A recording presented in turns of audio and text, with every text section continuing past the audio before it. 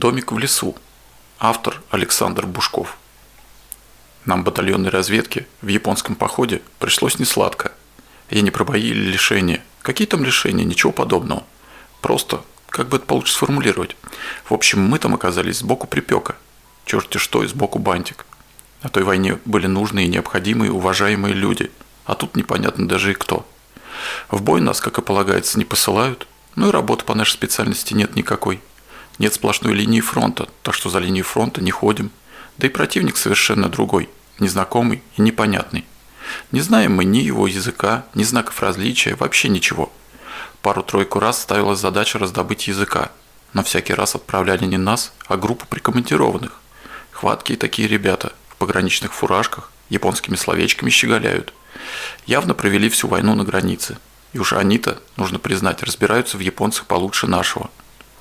Местные тыловики, к нам прошедшим войну, относились со всем уважением, поглядывали это словно бы виновато. Мол, так уж вышло, что мы тут кантовались, начальство решило. А эти погранцы держались не нагло, но без всякого тылового виноватого смущения, как равные. У каждого боевая награда, у кого красная звезда, у кого медаль. Обмолвились как-то. Мы, мол, понимаем, что вы сломали хребет фашистскому зверю, но и мы тут не пузо чесали на солнышке. Прошли кое-что. Единственное, что на нашу долю выпало, это пару раз на газике выскакивать на несколько километров впереди наступающих частей в поисках противника.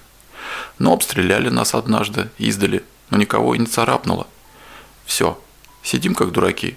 Это мы-то лихие разведчики, привыкшие к уважению и некоторому почету. Пехота начала над нами чуточку посмеиваться, вышучивать. Удачная вам война подвернулась, славяне. Так и просидите до самой победы, белые рученьки не запачкав.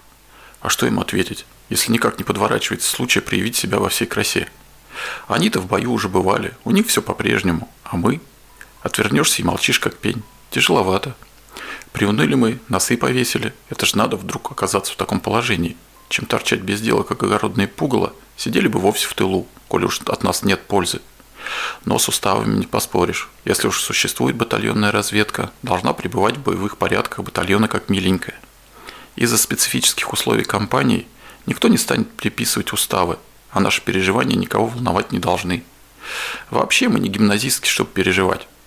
И вот тут совершенно неожиданно вызывают меня к начальству. И наш капитан ставит передо мной задачу, пусть и не вполне боевую, однако ничуть не похожую на наше прежнее лежание пузом вверх. Задача вполне подходящая для разведчиков. Обстановка была следующая. Мы располагались на равнине, в малонаселенной местности, поблизости небольшой городок и пара-тройка деревень. По левому флангу начинается уже пересеченка, предгорье, заросшие лесами. Карта передо мной выложена отличная, мелкомасштабная. Примерно километрах в 11, вовсе уж в чащобе, стоит одинокий домишко, и обитает там некий китаец, форменным отшельником. Этого-то отшельника мы и должны взять, доставить. Вооруженного сопротивления, вероятнее всего, ожидать не следует. Опять-таки, вероятнее всего, он там один. В чем тут дело и что это за птица, нам не объясняют. Ну, такое и раньше случалось, что всего нам знать не полагалось. Не по чину. В армии так сплошь и рядом. Если тебе положено, выложить все, а не положено, слушаю и исполняю. Сердиться, обижаться опытному человеку не полагается. Капитан продолжал. Чтобы облегчить задачу, мне придается местный товарищ Лю. Имечко простое, и мне в память впечаталось навсегда. В качестве проводника и человека, знакомого с местными условиями. Вот для чего этот китаец тут сидит. Пожалуй, не старше меня, а мне в ту пору стукнуло 23 годочка. В очках, в хорошо отглаженном френчике нашего довоенного образца, с отложным воротником. Через плечо у него висит маузер в деревянной кобуре. У меня зубы свело от зависти. Ну, потом-то я себе добыл. Товарищ Лю на очень даже приличном русском языке говорит мне то, что обычно в таких случаях и говорят. Рад познакомиться, надеюсь, все пройдет хорошо. Очень приличный у него русский язык. Вполне возможно, учился у нас. Только вот такими вещами интересоваться не стоит, учитывая ситуацию и личности присутствующих. Вполне может оказаться, что закончил товарищ Лю какое-нибудь интересное учебное заведение, про которое мне знать не полагается. Да и капитану тоже. Про себя я тут же подумал, а за каким чертом нам, собственно, придается товарищ Лю? Проводника не нужен, маршрут короткий, несложный, а местные условия. Там одна единственная избушка с одним единственным китайцем, ненаселенный пункт и неглубокий рейд по тылам. Но я, конечно, свои мысли держал при себе, начальству виднее. Второй, когда беседа явно подошла к концу, Так и сидел сиднем в уголочке, не проронивши ни слова. И понял я, что это классический домовой. Чернявый, хмурый, на гимнастерке кроме гвардейского значка ничего более не привинчено и не висит. Погоны с артиллерийскими пушечками, капитанские звездочки. Только артиллерист из него, а то и капитан, как из меня балерина. Навидались мы этаких вот, которых давно и прозвали домовыми.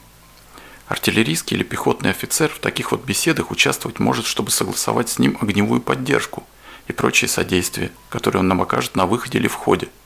Но всегда такого офицера приглашают уже потом, когда мы обговорили наши дела. Но если такой вот с самого начала сидит в уголке, не вымолвив ни словечка, то это к бабке не ходи, смежник, из какого-то близкородственного учреждения, у которого в предстоящем деле есть свой интерес, про что нам опять-таки знать не полагается. Свыклись, насмотрелись. Однажды прилетал к нам генерал из Москвы. Сколько у него звездочек мы не знали, но точно было известно, что генерал из Москвы. Так вот, прилетел он в погонах интендантского подполковника. Те, что с ним, тоже с интендантскими эмблемками. Младший сержант и двое рядовых. Но человек, понимающий сходу, определит, что перед ним одни офицеры. Поглядывал он на меня как-то непонятно. Уже в самом конце разговора стало мне казаться, что во взгляде у него нечто вроде жгучего любопытства. Но вот с чего бы вдруг? Ничего во мне нет особо интересного. Таких, как я, по фронту хоть поварешка черпай. Ошибся я, видимо. Вышли мы с товарищем Лю, перекинулись парой слов. Вежливо держится, но не особенно словоохотлив. Воевали? Воевал. Дорогу знаете хорошо? Хорошо. Присмотрелся я к нему как следует, а у него на шее длинный шрам, уходящий под воротник, и на левой руке от безымянного мизинца остались одни култышки. Парень явно побывал в делах. Попадались мне такие, неразговорчивые, лицо молодое, а глаза старые. Хлебнул горячего, видно. Взял я Алиханова и Чибиса, сели мы вчетвером в газик и покатили. Ребята приободрились по тем же причинам, что и я. Не бог весть какое задание, но все едино, лучше, чем сидеть и ждать у моря погоды. Километров 6 мы ехали, даже чуть-чуть продвинулись по лесу, а потом поняли, что машина дальше не пойдет. Горки невысокие, но крутые, склоны сходятся под острым углом, и деревья стоят густо, так что переходим в пехоту. Не привыкать. Благо тут много тропинок, сразу видно проложенных не человеком, а лесным зверьем. Двинулись мы цепочкой. Впереди товарищ Лю, руку держит на кобуре. Сразу видно из чистой предусмотрительности, которая в таких местах не лишняя. Можно напороться на самураев или императорских, кучками выходящих из окружения. Мы тоже автоматы взяли поудобнее. Тишина, только птицы наяривают совершенно незнакомыми трелями. Солнышко, небо ясное, благодать. Шагаем мы, шагаем, и никто пока что по нам не стреляет, с ножиком на спину из чащобы не прыгает. Безлюдье полное, дикие места, как и следовало из карты. Сверяемся с ней время от времени, прикидываем пройденное расстояние. Осталось нам 1,5 километра вообще. В лесу отчего-то любые расстояния кажутся гораздо длиннее, чем на открытой местности. Вышли к речушке. То ли узенькая речушка, то ли попросту широкий ручей, не обозначенный на карте. 4 метра в ширину, не больше. А мелкий настолько, что можно перейти вброд, не начерпав сапоги. Вода прозрачнейшая, каждый камушек и хвоинку на дне видно. Течение медленное. Первым делом мы напились, из горсти набрали фляги. Вода холодная, вкусная. У нас-то во флягах была кипяченая из колодца, никакого сравнения. Тропинка, по которой мы пришли, на том берегу продолжается. Пора дальше. И вот только мы хотели ручей переходить, в обе стороны видно 20 метров. Справа прекрасно видно, плывут по течению какие-то большие странные предметы, и от чего-то кажется, что движутся они даже медленнее неспешной воды. Хотя такого быть не должно, но впечатление именно это. Подплывают они плавненько. Мама родная, похоже, волосы дымом встали, и стою я оцепеневший как камень. Это головы человеческие плывут, вереницей, причем не как попало плывут, а так словно крепко сидят на невидимых туловищах. Только нет под ними ничего, кроме прозрачнейшей воды. Стаймя плывут. Крови в воде ни капли. Это наши головы. Первый товарищ Лю. В очках, глаза открыты, лицо невозмутимое, как у того, что стоит слева от меня. Не скажешь, чтобы особенно бледное. Нормального цвета лицо, как у живого. Следом я. Я самый, только без фуражки. За мной Алиханов с Чибисом, опять-таки без головных уборов. Глаза у всех открыты, лица спокойные, никаких там гримас, застывшие. Мы стоим, как 4 монумента, не в силах шелохнуться. В полном молчании, а они медленно-медленно проплывают мимо. Тишина стоит невероятная, птиц не слышно, и нет ни удивления, ни страха, только чувствую я, холодный пот по спине ползет. Так, словно мне из фляжки за шиворот в воду льют. Проплыли они медленной вереницей. Не знаю, сколько прошло времени, прежде чем мы вышли из оцепенения. Стою я, в коленках противная слабость, гимнастерка к спине липнет, но по-прежнему ни удивления, ни страха. Одно ворочается в голове. Так не бывает. Тупо так ворочается, вяло. Посмотрел я на своих. Стоят, орелики, ни живы, ни мертвы. Чибис слюни на подбородок пустил, глаза ошалелые. Да и товарищ Лю челюсть отвесил, что неудивительно. Оклемавшись самой малости, спросил, что видели. Головы плыли, заикаясь, чего за ним отрода не водилось, отвечает Алиханов. Наши, все 4. Чибис молчит, только головой кивает, меленько-меленько. Меня окончательно отпустило, голова стала ясная, трезвые мысли появились. Ну, лучше бы не появлялись. Мысли такие, 4 сразу одно и то же привидеться не может. Следовательно, это было, хотя быть такому не полагается. «Товарищ Лю», — сказал я, — «что скажете, как человек, знакомый с местными условиями?»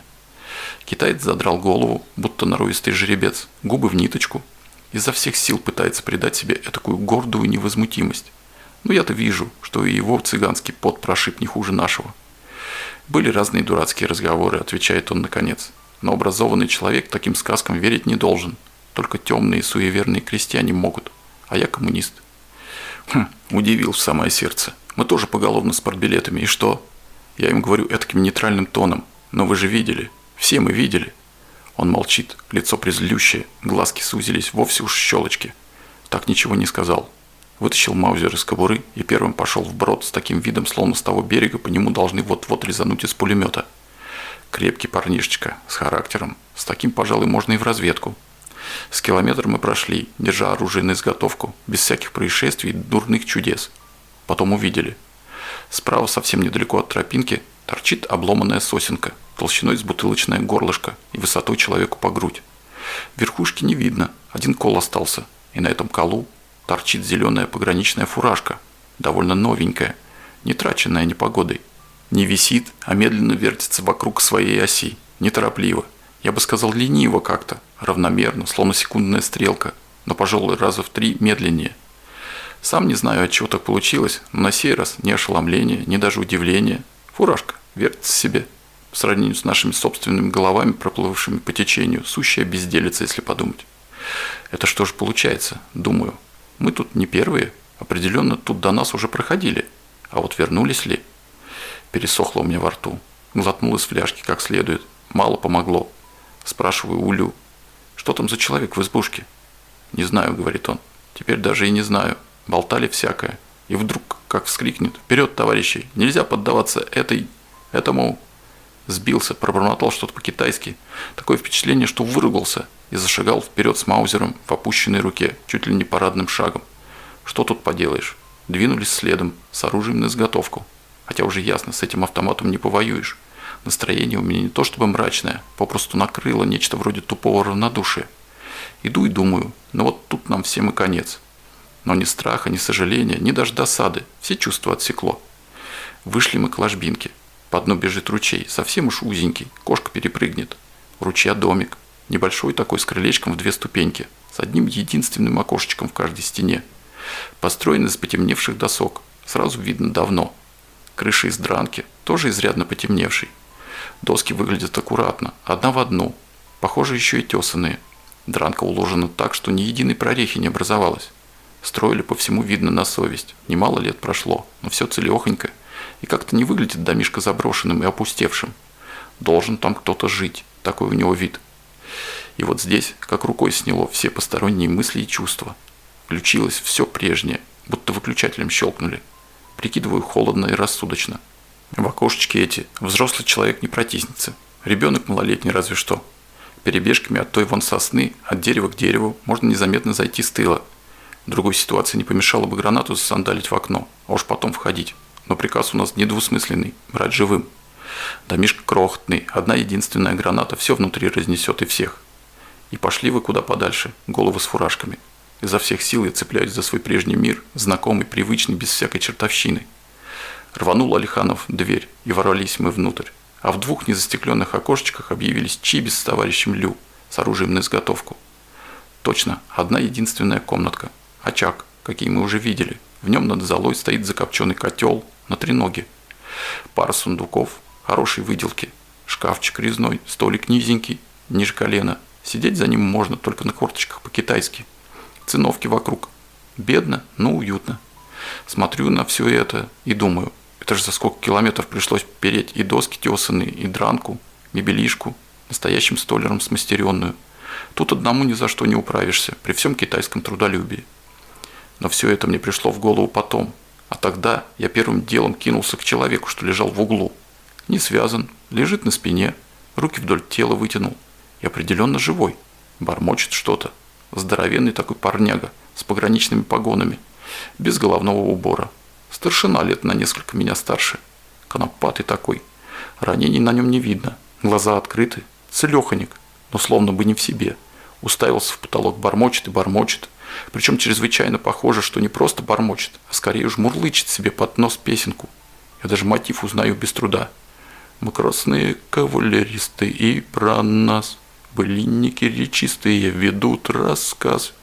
Чисто так выводит, ничуть не фальшивя. Пивун, мать его, концертный зал ему тут, дом культуры. Спиртным от него не пахнет, но мужик явно не в себе. Потряс я его, позвал громко, по щекам похлопал, потом без церемоний влепил за трещину. Никакого толку. Лежит, таращится в потолок, выводит. В эту ночь решили самураи перейти границу у реки. Шаляпин хренов. Встал я, осмотрелся внимательнее. Вижу на столе бутылка, запечатанная сургучом. Этикетка с иероглифами, содержимое бесцветное, как вода или водка. И тут же 4 пузатых стопочки, скорее всего медные, начищенные, аж посверкивают. 4. Как для нас приготовлено 4. Угощайтесь, гости дорогие. Угощаться мы, конечно, не стали. Устроили обыск, благо на это потребовалось совсем немного времени. Шкафчик пустой, сундуки пустые, но там не пылинки, словно все содержимое выгребли совсем недавно. «Товарищ Лю», — сказал я, — «а ведь он, похоже, ушел. Никаких вещичек, хотя они должны тут быть. И зола в очаге еще самую чуточку теплая, будто его утром разжигали. Ушел». Товарищ Лю развернулся и как наподдаст ногой по столику. Столик улетел к стене, стопочки раскатились, бутылка разбилась. Точно водка, вон как я ее родимой потянула. Ладно, пусть человек душу отведет, я его понимаю, самому хочется этот домишко спалить к чертям собачьим. Принял я решение возвращаться, поскольку есть уверенность, что хозяин, прихватив вещички, отсюда сбежал. Товарищ Лю не возражал. Посмотрели мы на старшину и малость пригорюнились. Переть на себе этого лося несколько километров удовольствия ниже среднего. Ни носилок, ни волокуши не смастерить, у нас ни гвоздей, ни веревок, ни инструмента. И распорядился я, недолго думая, будто что-то подтолкнуло. «Ребята, а попробуйте-ка его на ноги поставить». Алиханов с Чибисом его кряхтя подняли, стоит на ногах, даже пошатываясь. И песенку мурлычет, с тем же отсутствующим видом, словно нас не замечает вовсе. Проверил я его кобуру, ТТ с полной обоймой и патроном в стволе. Не стрелял ни разу, дул нагаром не пахнет. Послал я ребят осмотреться в лесу, вокруг дома. Только они не обнаружили ровным счетом ничего. Ну, уходим. Делать нам здесь больше абсолютно нечего. Подтолкнули старшину. Зашагал, как кукла. Если бы не схватили вовремя за шиворот, так бы и впечатался лбом в стену. Кое-как мы его повернули, направили в дверь, поддержали на крылечке, иначе непременно бы ляпнулся со ступенек, и зашагали в обратный путь. Со старшиной особых хлопот не было. Главное вовремя его повернуть в нужную сторону. А идет он сам, браво топает. И поет, уже явственно охрипшим голосом. Долго, должно быть, так пел, глотку сорвал. Фуражка уже не вертелась на поломном стволике, а валялась возле него донышком вверх, будто вот так вот и лежала с самого начала. Надо бы ее поднять. По размеру вроде бы как раз старшине подходила. Явно его, но как-то не хотелось мне к ней прикасаться. Речушку мы миновали, не увидев ничего необычного, никакой такой чертовщины. И чем дальше от нее уходили, тем спокойнее у меня становилось на душе. Иду и думаю, а ведь он, скотина такая, пожалуй, что подшутил над нами напоследок. Возьмись он за нас всерьез, уж и не знаю, что было бы. Только, судя по нашему очумелому пивуну, ничего хорошего. Тоже валялись по углам, как дрова, пели куплеты из опереты, а то и что похуже. Вышли, смотрю я, здравствуйте вам. Возле нашего газика стоит полуторка, а рядом с ней торчат погранцы. Молчат, смотрят на нас настороженно. Только когда мы подошли вплотную, кинулись они к своему, трясут его, по имени называют, а он сквозь них таращится и мурлычет себе, как нанятый. Подходит ко мне капитан, тот самый якобы артиллерист. Только теперь он, несомненно, в своем истинном облике. Звание то же самое, но погоны и фуражка пограничные. Красная звезда на груди, отвага, 20 лет РКК, наградной знак НКВД, какой-то монгольский орден. Сходу спрашивает, а где второй? Их двое было. Понятия не имею, сказал я. В лесу возле дома мы никого при беглом осмотре не нашли, а прочесывать лес не с моими силами. Старшину в доме нашли таким вот, ну и привели. Из рук в руки извольте. А китаец? Китаец такое впечатление собрал вещички и подался в освояси, сказал я. Вот товарищ Лю не даст соврать. Будь он дома, мы очень даже, может быть, там бы и остались. Может, говорит он задумчиво. Смотрю я на него, на погранцов, столпившихся вокруг старшины, и понемногу у меня в голове начинают складываться кое-какие соображения. Вот он что с нами сыграл, и забрала меня злость. В конце-то концов прикидываю я, он хотя и старший по званию, но никакое мне не начальство. Разные у нас ведомства, и подчинение разное. Я в армии, а он пограничные войска НКВД, сказал я, глядя ему в глаза. Ну ты сжег, капитан. Красиво сыграл в темную. Разведка боем стала быть. Он и бровью не повел. Спросил только, видели что-нибудь интересное? Видели, ответил я. Такое видели, чего и быть не должно. Вот и не лезь в бутылку, сказал он, словно бы устало. Не первый год в армии. Езжай, докладывай. Перед тем, как повернуться кругом, я ему все же козырнул. Он ответил. Сели мы, и рванул Чибис так, словно за нами мессер гнался. По дороге злость у меня повыветрилась. Ну, конечно, капитан устроил форменную разведку боем в нашем лице. Когда те двое, которых он послал, не вернулись, старшина Пивун и кто-то с ним еще, он и устроил так, что послали нас. Но если подумать, не он это понятие придумал, разведка боем. На войне это случалось нередко. Посылают подразделение с одной единственной задачей – вызвать на себя огонь противника, вскрыть его систему обороны, огневые точки. И тут уж злиться или обижаться не приходится. Война. Вернулись мы в штаб. Вызвали меня к капитану одного. Он, ни о чем не расспрашивая, сказал: «Садись и пиши. Все, что видел. Абсолютно все понял?» «Товарищ капитан», — сказал я, — «а если я видел такое, чего и быть не должно? Самую натуральную чертовщину?» Он поморщился. «У тебя что, слух отшибло? Я же сказал, пиши обо всем, что видел. Как бы она ни называлась, самым подробным образом. Тебя что, учить надо? Иди в соседнюю комнату, там все есть». Ну, если такой приказ. Пошел я в соседнюю комнату и написал все, как было. И про плывущие наши головы, и про вертевшуюся фуражку, и про старшину Пивуна. Когда принес, капитан бегло прочитал и сказал: «Молодец, а теперь забудь начисто все, что было, потому что ничего не было, и никуда ты не ездил, а провел весь день в расположении, и никакого товарища Лю, никакого капитана ты знать не знаешь. Усек?» «Так точно», — сказал я.